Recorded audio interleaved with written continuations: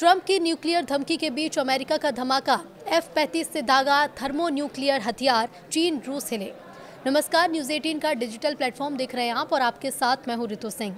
अमेरिकी राष्ट्रपति Donald Trump लगातार कह रहे हैं कि उनका देश न्यूक्लियर टेस्ट करेगा। उससे पहले ये खबर आई है कि अमेरिका ने अगस्त में एक टैक्टिकल थर्मो न्यूक्लियर ग्रेविटी बम का टेस्ट किया है, लेकिन इसमें असली वारहेड की जगह इनर्ट यानी कि गैर विस्फोटक वारहेड इस्तेमाल किए गए। मतलब बम असली था, लेकिन उसमें विस्फोट करने वाला हिस्सा नहीं था।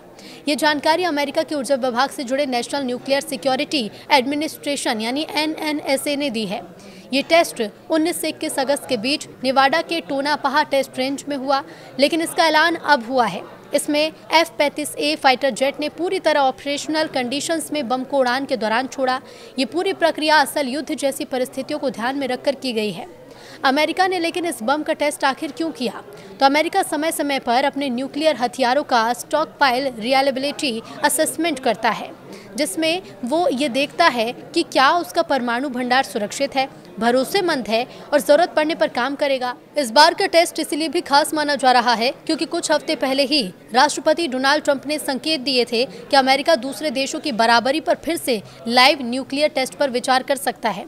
अब ऐसे माहौल में ये घोषणा एक संदेश की तरह देखी जा रही है कि अमेरिका अपनी न्यूक्लियर क्षमता, सुरक्षा और तैयारियों पर पूरी पकड़ रखता है।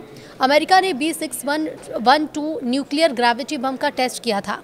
यह असल में शीत युद्ध दौर के पुराने B61 बम का नया, आधुनिक और अधिक सुरक्षित वर्जन है।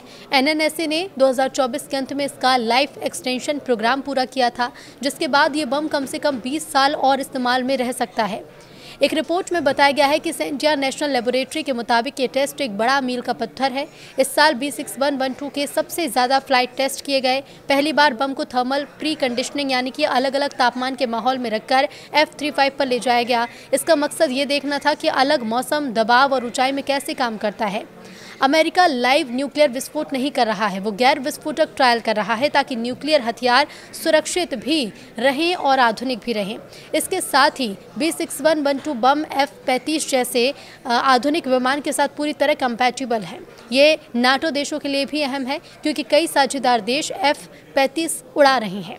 एक्सपर्ट्स ये मानते हैं कि अगर अमेरिका भविष्य में असली न्यूक्लियर विस्फोट करता है तो ये कदम दुनिया में चेन रिएक्शन शुरू कर सकता है। दूसरे देश जैसे रूस, चीन या फिर उत्तर कोरिया भी न्यूक्लियर टेस्ट कर सकते हैं और वैश्विक तनाव बढ़ सकता है।